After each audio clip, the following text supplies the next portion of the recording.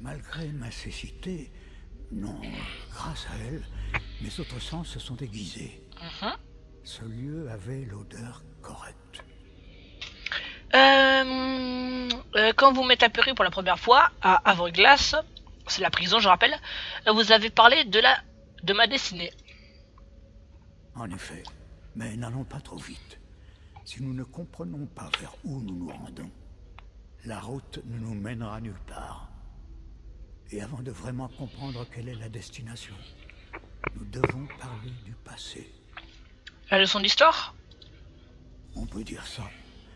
Je vous invite à pénétrer dans mon esprit Oh et yeah. à déambuler avec moi dans des visions du passé, que vous puissiez comprendre les événements qui nous ont amenés au temps présent, à ce moment.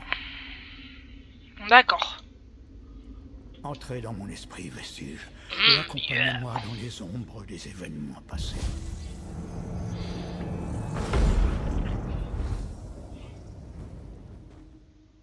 J'aime entrer dans les esprits des gens. Donc on va entrer dans la mémoire du vieux pour savoir un peu, et pour que lui aussi il sache, parce que je crois qu'il a perdu la mémoire. Qu'est-ce qu'on fait ici, etc. Donc pendant les cinématiques, j'essaierai de pas parler. Suivez-moi, Vestige, et apprenez les événements qui ont précipité notre crise actuelle. Pour que vous puissiez entendre les petits cinématiques, voilà.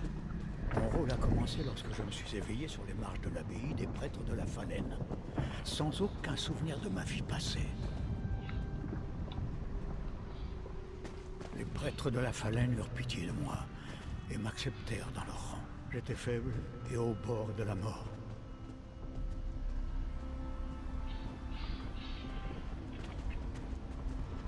C'est là que j'ai vu pour la première fois les parchemins des anciens et décidé de consacrer ma vie à leur étude. Les Elder Scrolls.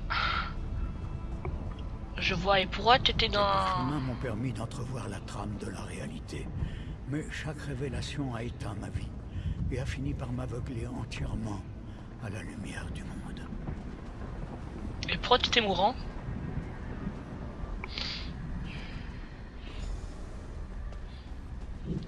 Bah j'ai... Pourquoi t'es mourant? Pourquoi on nous a tués?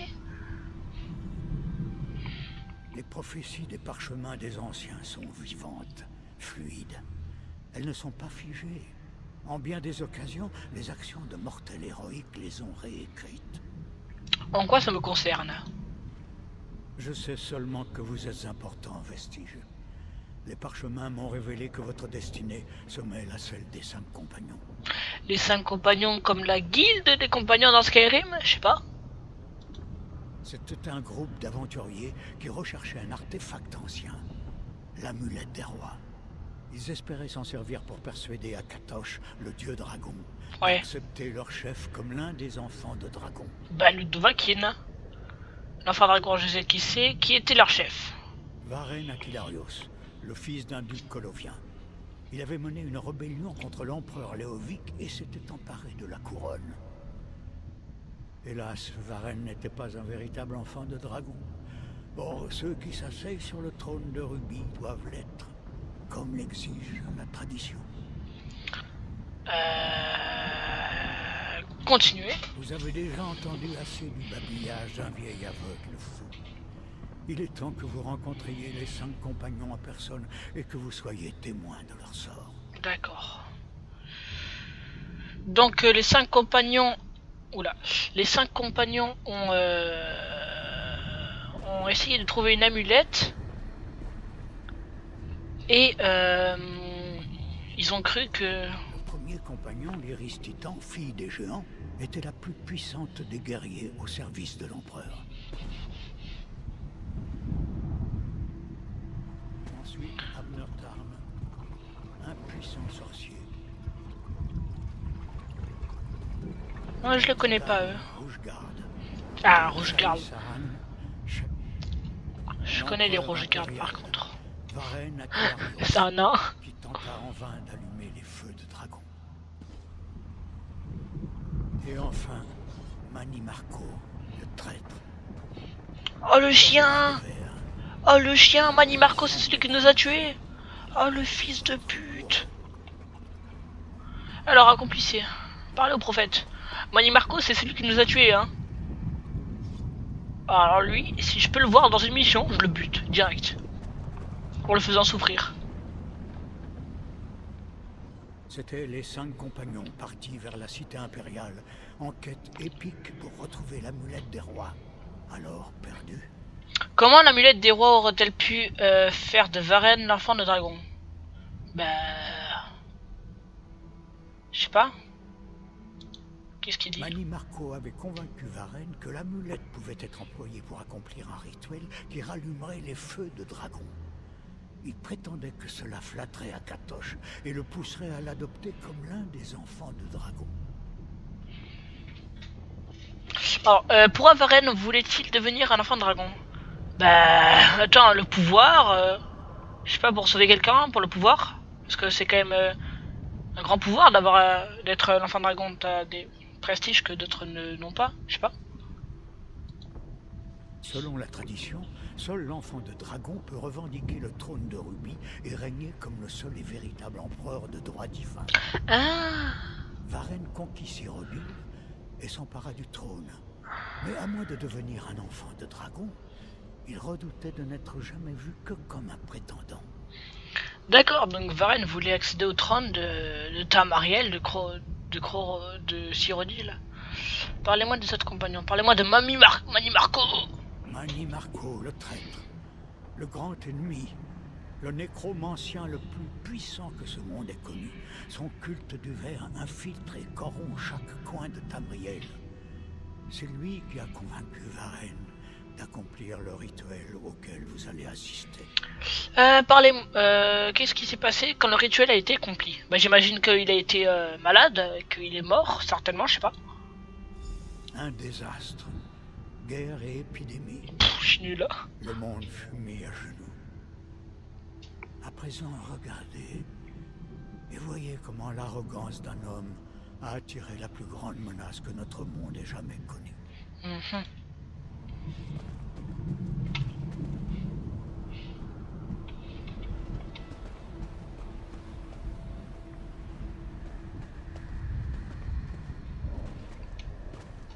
Donc Mani Marco. Le voici, le brasero du feu de dragon. Mani Marco, vous êtes certain que ça va fonctionner? Mais bien sûr, suzerain. l'Éternité, c'est celle qui nous a aidés. Le des rois rallumera les feux de dragon et vous assurera Varenne. votre légitime place d'empereur. Vous avez ma part. Shan. J'espère que ça va marcher, Mani Par contre, toi, je Marco. t'aime pas. Votre coup fera connaissance avec ma hache. Seigneur, pourriez-vous museler votre demi-géante apprivoisée? Elle est agaçante. Ça suffit, vous deux. Nous venons nous assurer que mon seigneur aura la place qui lui revient sur le trône de Rubis. Abner, commencez le rituel. J'ai un destin à accomplir. En allumant les feux de dragon, je revendique ma lignée légitime. Par les feux de la création, je renais. Par la volonté d'Akatosh, je me déclare enfant de dragon.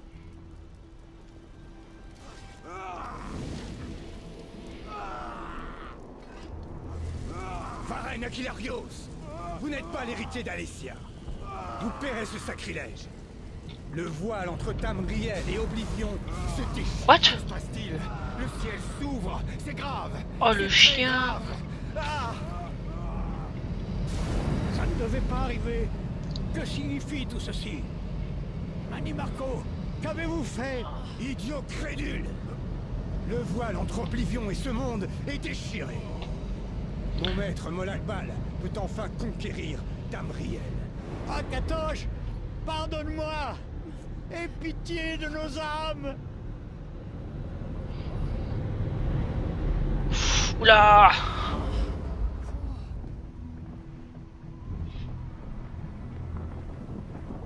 Donc, pour revenir un peu à ce qui s'est passé, donc, Molag Ban, le grand démon qu'on a vu, j'imagine que c'est le roi des méchants, hein, comme Sauron.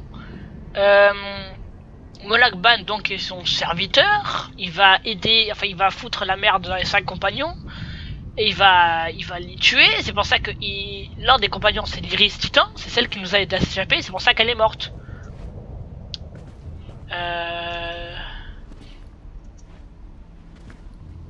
Sinon, Le rituel a déchiré le voile entre Nirn et Oblivion, permettant à Mani Marco de voler les âmes dont son maître avait besoin pour alimenter les encres noires et débuter la coalescence. Les encres noires, c'est les machines d'Oemer, hein, c'est pas les bateaux, comme j'ai dit. Qu'est-ce qui s'est mal tourné? Bah, Mani Marco a pris le pouvoir et a tout défoncé, ce qui a créé une guerre et une épidémie. Akatosh fit don de l'amulette des rois à Alessia, comme symbole de son pacte avec Nirn. Tant que l'amulette resterait entre les mains des héritiers d'Alessia, et que les feux de dragon resteraient allumés, Tamriel serait protégé contre les Dédras. Les Dédras, c'est les dieux, bien sûr. Et ensuite, que s'est-il passé? Mani Marco s'est arrangé pour que Varen rompe le pacte et le voile entre Oblivion et Nirn fut déchiré. Les parchemins des anciens nomment cet événement l'éruption des âmes. Molag Bal en profita pour rompre le lien entre les âmes de Nirn et leur véhicule. Oblivion, je connais, mais par contre, Nirn... qu'est-ce qu'il est advenu des autres compagnons? Bah, l'Iris, on le sait. On va demander. Varen fut perdu. Dans le chaos, Saïsaan s'empara de l'amulette des rois et prit la fuite. L'Iris fut capturé par Mani Marco et emporté à Havre-Glace, le royaume de Molag Bal. C'est là où elle nous a libérés, bien sûr. Et qu'est-ce qu'il est devenu du Tarn de Mani Marco? C'est l'autre qu'on a vu là, celui que j'aimais pas. Tarn demeura le chancelier du Conseil des Anciens, et sa fille, Clivia, règne comme impératrice régente. Mais le véritable pouvoir se trouve entre les mains de Mani Marco et de son culte de l'air. Ouais, mais comme Mani Marco il est contrôlé par Molag Bal, comment avez-vous fini Havre-Glace? Bah... Oui, c'est vrai, qu'est-ce qu'il fait, lui? On voit pas. Quand j'ai découvert la vérité sur les 5 compagnons, j'ai enquêté en douceur. Pas assez, semble-t-il. Mani Marco eut vent de mes menées et m'enleva. Il m'emmena à Havre-Glace où je suis resté prisonnier jusqu'à ce que vous me libériez. Attendez. Quand j'ai découvert... j'ai enquêté...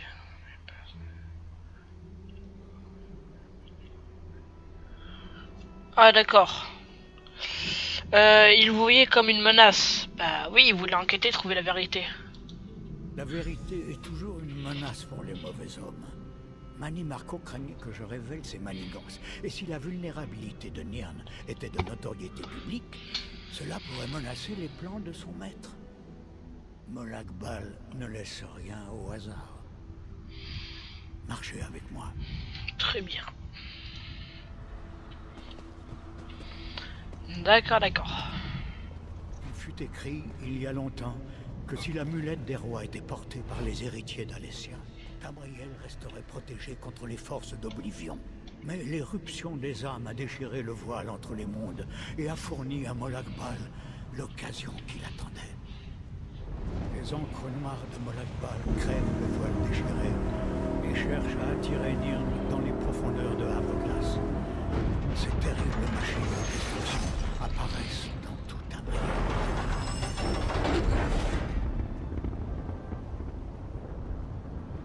Ça, c'est ça, c'est les passages, les trucs temporels entre Nirn et Oblivion. Je sais pas, hein, c'est certainement des conneries, mais je sais pas, peut-être. Comme ils ont... Oula, comme ils en ont souvent parlé. Si le seigneur de la brutalité et de la domination parvient à ses fins, il fera fusionner nos mondes en une terrible coalescence. Peu survivront à cette épreuve, et même alors, ils seront asservis à tout jamais. D'accord. Donc, 3 alliances se battent pour un monde, mais un 4e arrive et fout la merde. Ce qui oblige les 3 alliances à devenir... à s'allier. Je sais pas, non, c'est des conneries, certainement. Alors c'est à nous qu'échoit cette tâche, Vestige. Nous devons arrêter Molag Bal et ses encres noires, ou notre monde sera condamné. Et à présent, l'histoire semble nous avoir rattrapés. Retournerons-nous au port? Oui, What? Ah, pardon. Oui, je suis prêt à y retourner. Entendu. Au revoir, cher ami.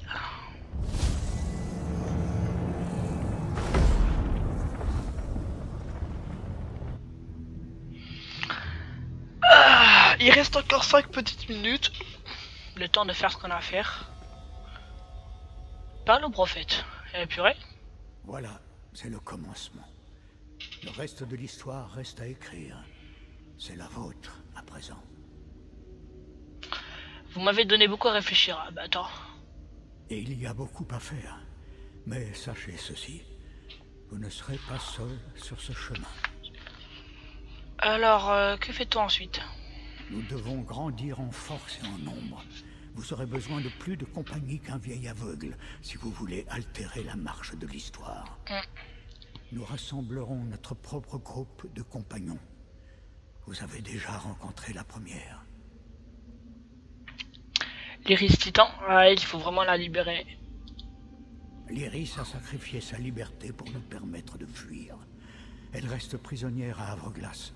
Je dois déterminer sa position exacte si nous voulons la secourir. Ça prendra du temps. Que dois-je faire entre-temps? Les agents de Manimarco tissent une toile de mensonges et de tromperies. Ils dressent les peuples de Tamriel les uns contre les autres pour détourner leur attention de la véritable menace. Cherchez ces agents où qu'ils soient et révélez leurs mensonges. Très bien. Pardonnez-moi. Vous faire entrer dans mon esprit semble m'avoir épuisé. Je dois me reposer. Je vous contacterai le moment venu. D'ici là, avancez dans la lumière, Vestige. Ça c'est fait. Accomplir la quête. Yeah.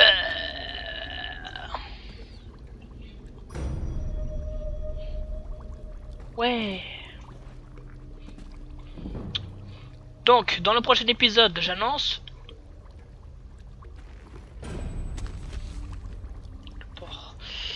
Déjà, j'irai un peu checker dans les paramètres tout ce qui est les compétences et tout le beans parce que je suis un peu paumé. Et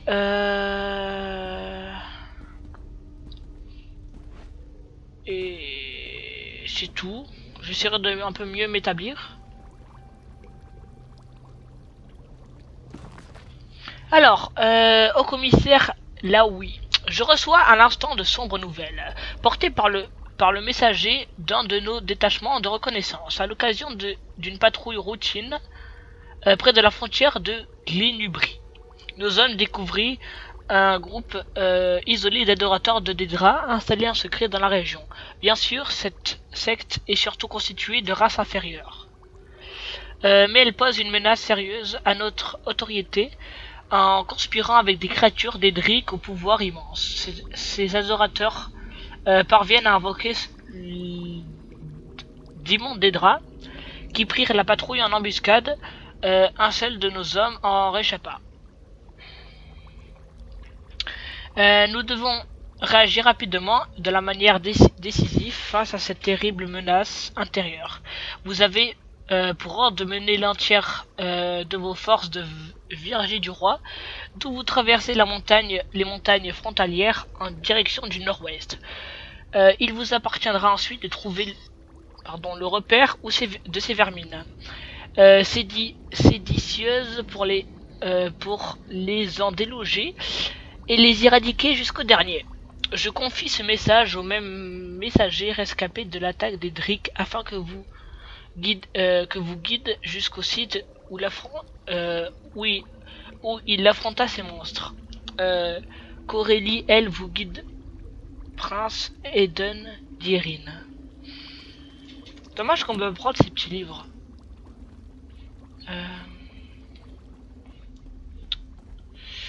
Bon, on va finir sans ça. Donc épisode quand même assez important. On est un peu plus éclairé sur qu'est-ce qu'on faisait et tout. Et on va se retrouver devant l'Iris. Ils ont vraiment des noms pétés. Hein. Ils ont des noms bizarres. Bon, le prophète m'appelle bien... je sais plus comment il m'appelle là. Prestige. Je sais plus. Alors... Oh, moi je crois qu'ils ont parlé du volcan.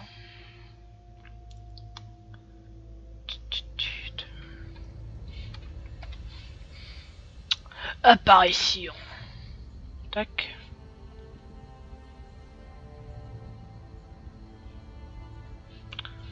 Donc.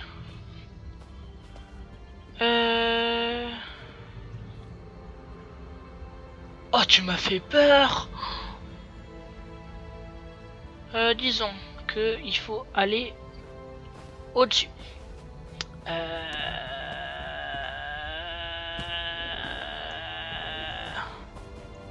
Coucou l'ami.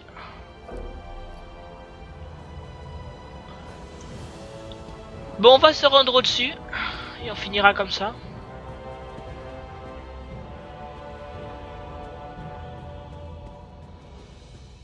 Ah là, il y a la petite araignée de merde. Non, méduse. Voilà, t'es mort. Je te baise. Tac. Je vais arrêter mon chrono. Voilà. Purée, si les méduses faisaient ça dans la réalité. Et la prochaine fois, on ira faire toutes les petites quêtes annexes. Ou je sais pas, peut-être on fera celle-là ou peut-être les quêtes. Parce qu'on a plein de petits trucs là sur la... les fantômes et tout. Ah, tu te calmes toi. Chien de Nyx.